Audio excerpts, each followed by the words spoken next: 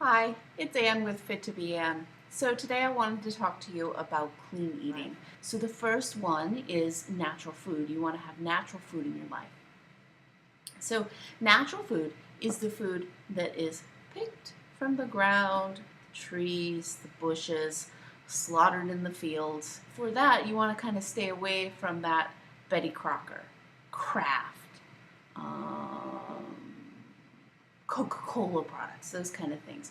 Those are things that were manufactured in a lab and don't necessarily have whole, healthy foods.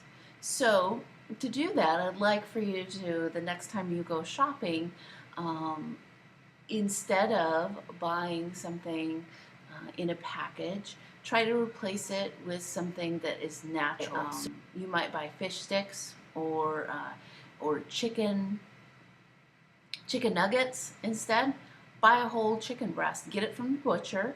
You also kind of want to avoid the package. Some of those have a lot of chemicals that are injected into the meat afterwards. You want to avoid those, and you want to focus on getting something natural.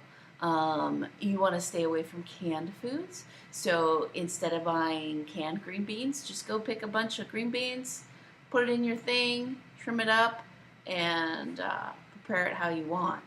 I know I have a lot of recipes that call for canned food and call for a frozen food. Instead, just replace it with the fresh food. It'll be better and taste better. So when you go shopping, just if it calls for one thing that's canned, instead buy something else that isn't canned, that's fresh. So the next thing we'll talk about is choose whole foods. So whole foods, really when we're talking about that, we want to look at the grains, and we're looking at beans and legumes. I hope I said that right.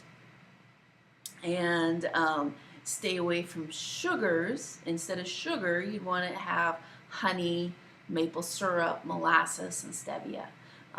So it's going back into that well-rounded whole food instead of a food that a company took and said, we just want this part, and took off your thumb and gave you your thumb to eat instead of the whole hand. Okay, so for that, when you go shopping, take a look at the labels on your bread and see which one of those has real whole grains and buy that instead. Or if you normally buy white rice, try a brown rice instead. There are all kinds of recommendations on the internet of tasty whole pastas as well. I know that's a hard thing to move towards. We experience that in our family here. Frank doesn't like whole grain pastas, but I buy them anyways, and we're still eating them. And it depends a lot on what I put in there about whether he likes it as much or not. The third principle is to eat carbs, fats, and proteins. So just look at one meal. Maybe you want to look at like your breakfast, and just focus on one meal this week, and try to make sure that you have in each of your breakfasts there is something that contains protein, something that contains fat, and something that contains carbs. Might be for breakfast you have oatmeal, you add in some almonds for the fat, and then for protein you have a yogurt with that, or a glass of milk. Another way to do that is you might have some eggs, like a thing of eggs. There's your protein, and then a piece of whole wheat toast with some coconut oil on it, some butter, something like that to get the fat. So those are some different ways to think about it. And you want to try to do that in every single meal so that you fully nutrient up your body. Read labels. So maybe you're like, yeah, and that's enough for this week.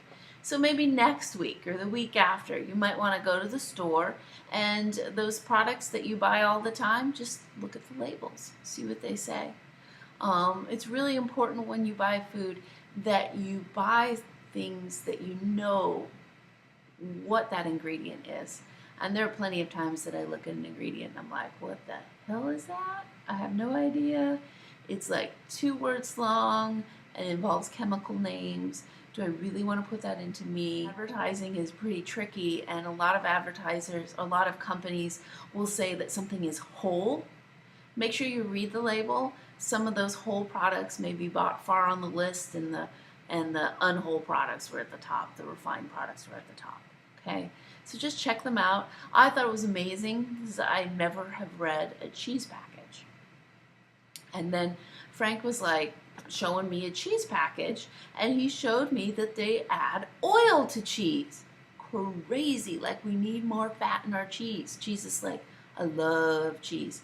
And to think that we need to add more fat when it's so awesome already. So just something to think about. Fat, salt, and sugar. This is the hardest part, at least for me. So limit the fat that you put into your diet. And by that, I'm talking about you do need some healthy fats.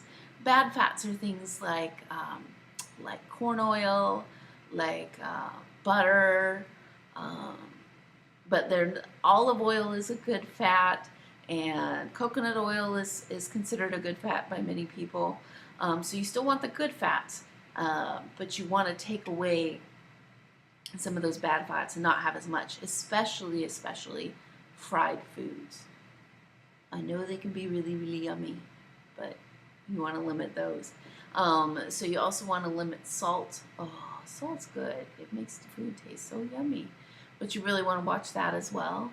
And sugar. Sugar is a chemical, and you can replace sugar with other things like stevia and other maple syrup and other things like that. You just don't want to have too much. And those are the 5 things, and I can't believe I'm done with that. So just take it one step at a time. So it has taken me years to come to the point where I am at now. And I still will go shopping sometimes and not read a label and stuff like that. But it's about those little steps that really help. One thing you can do is take your dinner plate. I like this one a lot. When I'm out and I'm eating out, like, and there's a buffet or something, this is a great way to do it. Or like a what are those things called? Those potlucks. Oh my gosh, those are killers, right? So they give you a plate, right, and it's full, and it's this giant plate. Half of that is supposed to be vegetables, not vegetables covered in mayonnaise, not vegetables covered in butter, but just nice whole vegetables.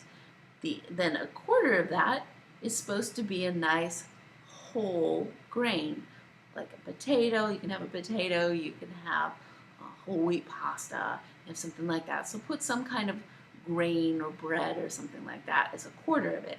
And the other quarter is your protein. Protein being, for me, it might be like cottage cheese or eggs.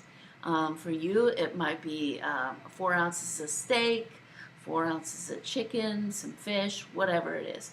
Try to make sure that nothing on that plate is fried, deep fried, or coated in something it doesn't need to be coated in. And I know at first this is hard because our taste buds are not used to eating these things. But the beautiful thing about taste buds is they can adjust and they can adapt to what you put into your mouth. And what you may not have liked before, you will end up loving. So that's it from me today.